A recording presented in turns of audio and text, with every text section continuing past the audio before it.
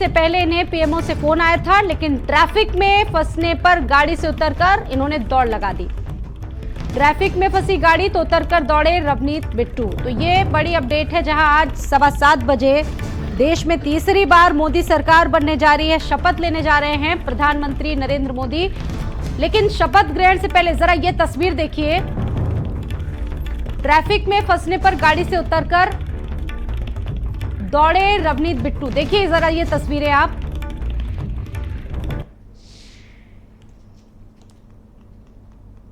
सवा 7 बजे नरेंद्र मोदी तीसरी बार सरकार बनाने जा रहे हैं और देखिए किस तरीके से दिल्ली का जो ट्रैफिक है उससे बेहाल नजर आए हैं रवनीत बिट्टू। ट्रैफिक में फंसने पर गाड़ी से उतरकर उन्होंने दौड़ लगाई।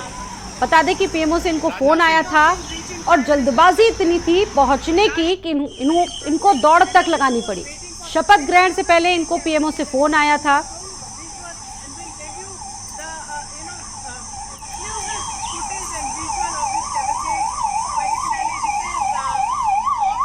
और बातचीत लगातार हो रही है। स्वाति, ये तस्वीर आई है शपथ ग्रहण से पहले पीएमओ से फोन आया था रवनीत बिट्टू को और देखिए किस तरीके से दौड़ लगाते दिख रहे हैं। ये तस्वीर आपने भेजी है वहां से।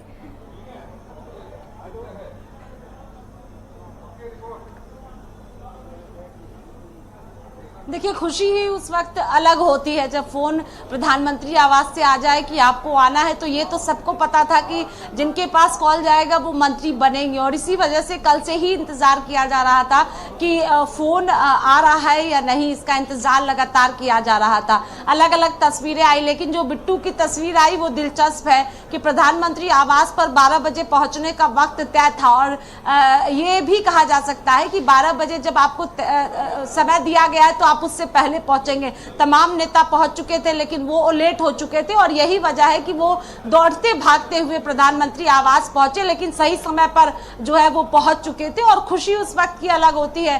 तमाम जो नेता होते हैं, कार्यकर्ता होते हैं, वो भी पहुंचने लगते हैं, फोन भी आने लगते हैं कई तरह के। तो वो एक अलग वक्त होता है, लेकिन सही समय पर वो पहुंच चुके थे। प्रधानमंत्री ने लंबी बातचीत की है। जो सभी नेता वहां पर पहुंचे थे जो शपथ लेंगे, उनको प्रधानमंत्री ने कहा है कि अगले 100 दिनों तक किस तरह से आपको कार्य करना है। इसको लेकर दिशा निर्देश भी आज नरेंद्र मोदी की तरफ से दिया गया है, क्योंकि शाम में शपथ ग्रहण समारोह होगा और फिर अगले 100 दिनों का जो एजेंडा है उसको किस तरह से कार्य उस पर करना है तेजी के साथ, उसको लेकर भी आज चर्चा जो है वो हुई है। जो नेता वहां पर पहुंचे थे प्रधानमंत्री आवास पर, आपने तस्वीरें भी देखी है कि एक एक नेता से खुद बातचीत नरेंद्र मोदी ने किया है। शाम में शपथ ग्रहण के बाद काम पर जो है वो सब नेता लग जाएंगे, जो मंत्री बनेंगे वो लग जाएंगे। इसके साथ ही सांसदों को साफ निर्देश है कि आप अपने अपने क्षेत्रों में जाएं, लोगों से मिले, बातचीत करें, कोई लापरवाही नहीं होनी चाहिए, ये निर्देश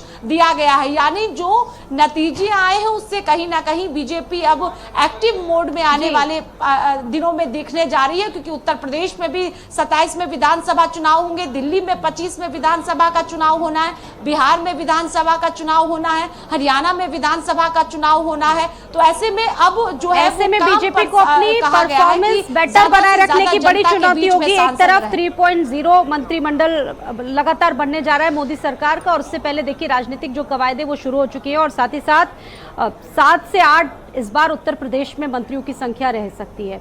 एक बार रुक कर लेते हैं कफिल का। कफिल, ये बताइए कि देखिए इस बार तो जिस तरीके से बीजेपी की परफॉर्मेंस यहाँ पर बेटर नहीं रही, अब की बार केंद्रीय मंत्रिमंडल में पूरी सोशल इंजीनियरिंग दिखाई जा रही है। हम लोग इस पर लगातार बात कर रहे हैं। पिछली बार 14 थी, जैसा कि आपने शुरुआत में जिक्र किया, प्रधानमंत्री नरेंद्र मोदी को मिलाकर ये चेहरा। अब की बार 7 से 8 रह गया है, यानी कि उत्तर प्रदेश का प्रतिनिधित्व भी घट जाएगा। ये भी अहम सवाल है। बिल्कुल, देखिए जिस तरह से बीजेपी उत्तर प्रदेश में कम सीट लाई है, उसके बाद से कहीं ना कहीं उत्तर प्रदेश में बीजेपी की जो मंत्री की सीटें हैं वो कम हुई हैं। लेकिन जो 7 से 8 सीट उत्तर प्रदेश को मिल रही है उसमें सोशल इंजीनियरिंग का ख़ास ख्याल रखा गया है। तमाम जो जाति के लोग हैं उनको केंद्र में मंत्री बनाया जा रहा है। तो कहीं ना कहीं उत्तर प्रदेश में अभी भी बीजेपी डटी हुई है और जो तमाम उनके वोटर छिटक गए थे उनको अब अपनी तरफ खींचने की एक बार कोशिश करेगी। जयंत चौधरी को पश्चिम से लाया गया, अनुप्रिया पटेल हैं, इसके अलावा राजनाथ सिंह बहुत बड़ा चेहरा है जो क्षत्रिय समाज से आते हैं, जितिन प्रसाद हैं, ब्राह्मण चेहरा हैं। तो तमाम ऐसे चेहरे हैं जिन्हें बीजेपी ने केंद्र में जगह दी है। सीटें कम हुई हैं लेकिन जो जातिगत समीकरण है वो साध कर बीजेपी चल रही है, क्योंकि बीजेपी आगे के जो चुनाव होते हैं उन पर फोकस करती है। माना भी ये जाता है कि जैसे एक चुनाव खत्म होता है तो दूसरे चुनाव के लिए बीजेपी तैयारी करना शुरू कर देती है। उत्तर प्रदेश में विधानसभा चुनाव होना है 2027 में, उससे पहले तमाम कोशिशें बीजेपी करेगी। इसके अलावा जो इनके घटक दल के जो नेता हैं जिन्हें मंत्री बनाया जा रहा है उनको भी बीजेपी साथ कर चलेगी, क्योंकि पश्चिम में 2 सीटें जयंत चौधरी ने लाई है, अनुप्रिया पटेल मिर्ज़ापुर से जीत कर आई हैं, तो उनकी जाति के जो लोग हैं वो उनको भी अपनी तरफ बीजेपी अट्रैक्ट करे। यही वजह है कि इनको केंद्र में जगह दी गई है और ये लोग काफ़ी भरोसेमंद रहे हैं। इससे पहले जयंत चौधरी की जो पार्टी आरएलडी है उसने यूपी में भी समर्थन दिया था और उनके राज्य में मंत्री हैं। अब खुद जयंत चौधरी केंद्र में मंत्री होंगे, तो कहीं ना कहीं सभी समीकरण को साधते हुए बीजेपी इस बार अपने मंत्रिमंडल में लोगों को शामिल कर रही है। और इस बार का जो मंत्रिमंडल होगा वो दिलचस्प होगा, क्योंकि ये गठबंधन की सरकार है। तमाम जो घटक दल हैं वो साथ में मिलके बीजेपी की सरकार बना रहे हैं। तो अब देखना ये होगा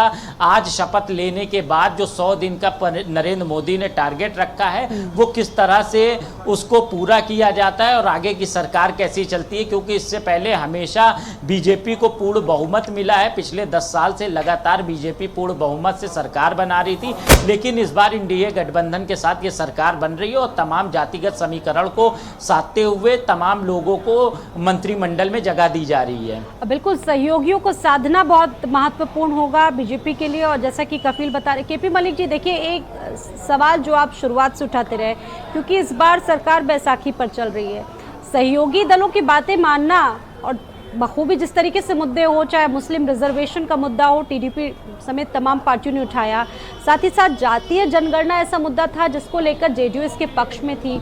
अब ऐसे तमाम मुद्दों को देखना भी बहुत महत्वपूर्ण हो जाएगा बीजेपी के लिए कि इन मुद्दों पर बीजेपी की क्या राय होती। देखिए स्वाति, मैंने आपको पहले ही कहा कि जिस प्रकार से भारतीय जनता पार्टी कई सारे ऐसे मुद्दे हैं जिन पे वो बात नहीं करना चाहती, जिन पे वो काम नहीं करना चाहती। आप अगर प्रधानमंत्री जी के पिछले 1 महीने के भाषण सुनेंगे तो वो कांग्रेस के ऊपर आरोप लगाते रहे कि कांग्रेस की सरकार आएगी तो आपका आरक्षण छीन के मुस्लिमों को दे देगी।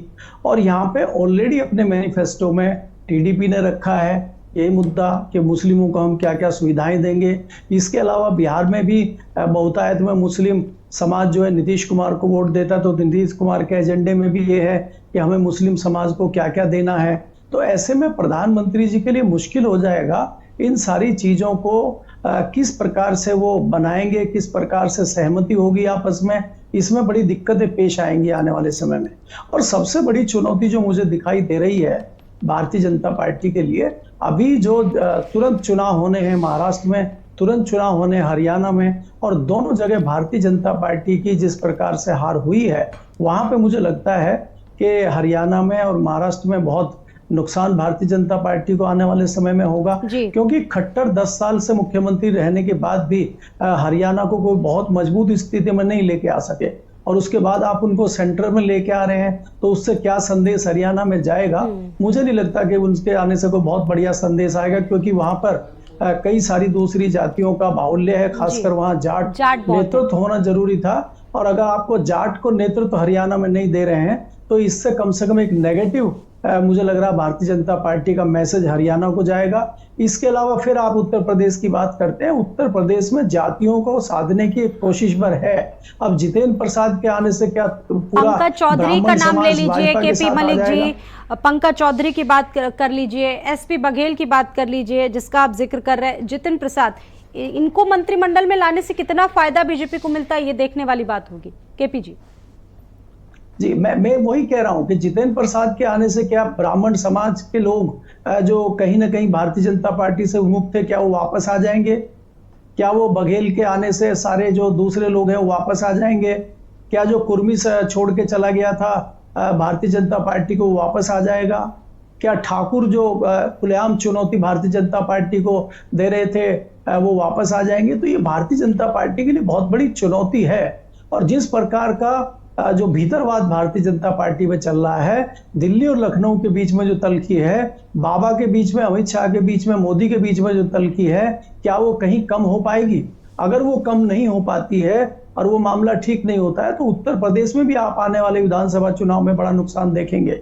और अब दिल्ली भी इस स्थिति में नहीं है कि बाबा को आराम से हटाया जा सके। अगर पूर्ण बहुमत की सरकार दिल्ली में भारतीय जनता पार्टी की होती तो वो तत्काल आदित्य योगीनाथ को हटा सकते थे, लेकिन अब वो आदित्य योगीनाथ को चुनौती देने की स्थिति में मुझे दूर दूर तक दिखाई नहीं दे रहे हैं। और ये भी मानना होगा आपको कि अगर उत्तर प्रदेश में भारतीय जनता पार्टी को कुछ वोट मिला है या भारतीय जनता पार्टी मजबूत है, वो योगी की 7 साल की कानून व्यवस्था और उनका 7 साल का बेदाग चेहरा है जो भारतीय जनता पार्टी को उत्तर प्रदेश में मजबूत बनाता है। ठीक है। इसके अलावा भारतीय जनता पार्टी की स्थिति बहुत अच्छी मुझे उत्तर प्रदेश में दिखाई नहीं देती। जी स्वाति। ठीक है सर, आ रही हूँ वापस। एक बार स्वाति का ही रुख करते हैं। स्वाति, ये बताइए कि देखिए आज मंत्रिमंडल बनने जा रहा है और साथ ही साथ नजरें इस बात पर भी है लोगों की, क्या मंत्रिमंडल में जो पिछली बार जो डेजिग्नेशन थी, जो मंत्री थे, वो रिपीट होंगे या फिर कुछ फेरबदल यहाँ पर किया जाएगा या फिर स्थिर रहेगा? चाहे बात तमाम बड़े नेताओं की कर ले, अमित शाह की बात कर ले, राजनाथ सिंह की बात कर ले,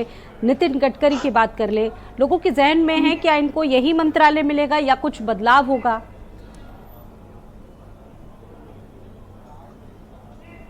देखिए, मंत्रालय जानने में 1 से 2 दिनों का वक्त लग सकता है, क्योंकि आज जो शपथ ग्रहण समारोह होगा उसमें ये पता चलेगा कि कौन कैबिनेट मंत्री के तौर पर शपथ ले रहा है, कौन राज्य मंत्री के तौर पर शपथ ले रहा है, कौन स्वतंत्र प्रभार के तौर पर शपथ ले रहा है। ये आज जब शपथ ग्रहण समारोह होगा तब पता चलेगा। ये सवाल आपसे हमारे दर्शक जरूर जानना चाहते हैं, चूंकि आप दिल्ली में इस वक्त मौजूद हैं, सुबह से ही ग्राउंड पर तमाम हलचलों को देख रही हैं, अपडेट दे रही, कौन कौन से मंत्री शपथ लेने जा रहे हैं, पहले ये बताइए स्वाति।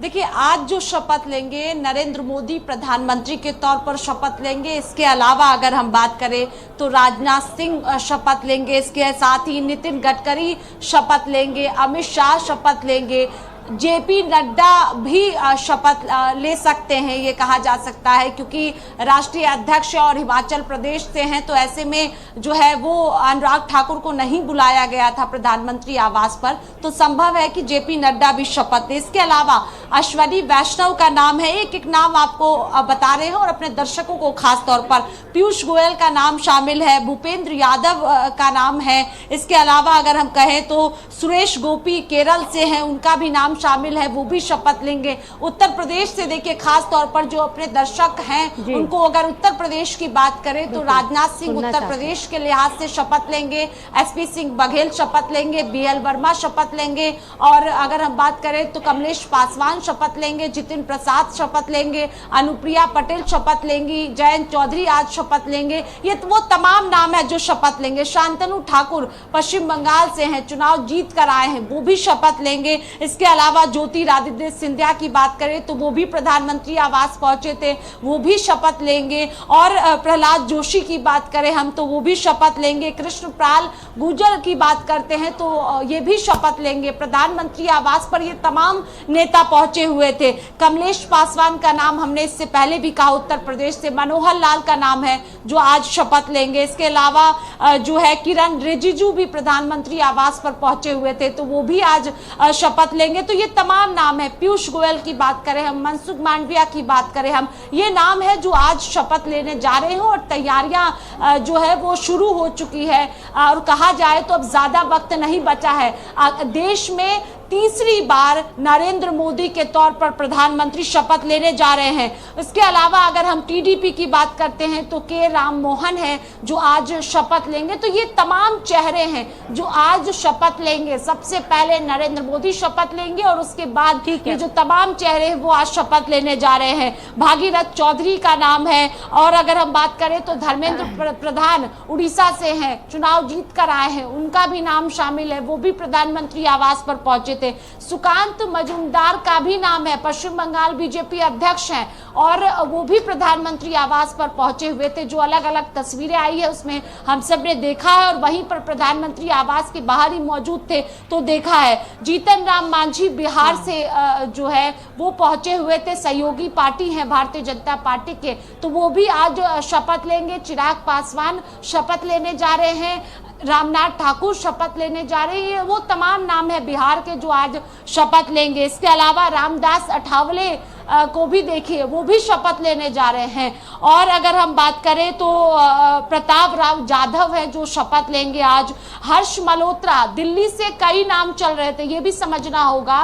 मनोज तिवारी भी लंबे समय से सांसद है, हर्ष मल्होत्रा को पहली बार टिकट दिया गया 2024 में, जीत कर चुनाव आए मजबूती के साथ, और वो भी गौतम गंभीर की सीट पर हर्ष मल्होत्रा चुनाव जीत कर आए। उन्हें वो भी आज मंत्री पद की शपथ लेंगे, प्रधानमंत्री आवास पर उनको बुलाया गया था। इसके अलावा धर्मेंद्र प्रधान, अजय टम्टा, उत्तराखंड से बात करते हैं तो अजय टम्टा का नाम है, जबकि अजय भट्ट मंत्री 2019 में बने थे। अजय टम्टा इससे पहले हो चुका है, देश में तीसरी बार नरेंद्र मोदी की ताजपोशी होने जा रही है और 7:15 का वो वक्त है, काउंटडाउन शुरू हो चुका और सारे मंत्री, जैसा कि स्वाति जिक्र कर रही हैं, वो कौन कौन से मंत्री हैं, भारत समाचार के पास पूरी लिस्ट है। आप देखिए आपके सामने वो तमाम नाम हैं जो आज मंत्री बनाए जाएंगे। राजनाथ सिंह, नितिन गडकरी, अमित शाह, निर्मला सीतारमण, अश्वनी वैष्णव, पीयूष गोयल और तमाम जो चेहरे वो सामने आ रहे हैं। इसके अलावा आपको बता दें कि निर्मला सीतारमण, अश्वनी वैष्णव, पीयूष गोयल, तो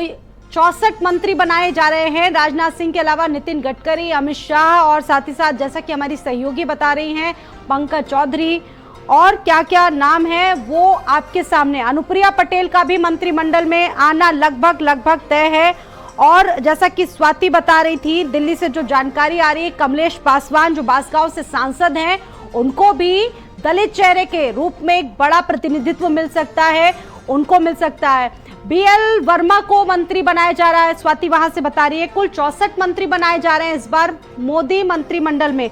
नितिन गडकरी महाराष्ट्र से आते हैं, अमित शाह गुजरात से आते हैं, निर्मला सीतारमण की बात करें तो तमिलनाडु, अश्वनी वैष्णव, पीयूष गोयल, मनसुख मांडविया, अर्जुन मेघवाल, शिवराज सिंह चौहान मध्य प्रदेश से आते हैं। आपको याद होगा कि मध्य प्रदेश के मुख्यमंत्री पूर्व में रह चुके हैं और इस बार केंद्र में प्रतिनिधित्व करने जा रहे हैं। मध्य प्रदेश का एक बड़ा चेहरा माने जाते हैं और उनके चेहरे पे कई चुनाव बीजेपी ने जीता है। इसके साथ साथ बात करिए भूपेंद्र यादव, सुरेश गोपी केरल से आते हैं, मनोहर खट्टर जिसका जिक्र हम लोग कर रहे थे लगातार, मनोहर लाल, क्योंकि अब इसके बाद हरियाणा में चुनाव आने हैं।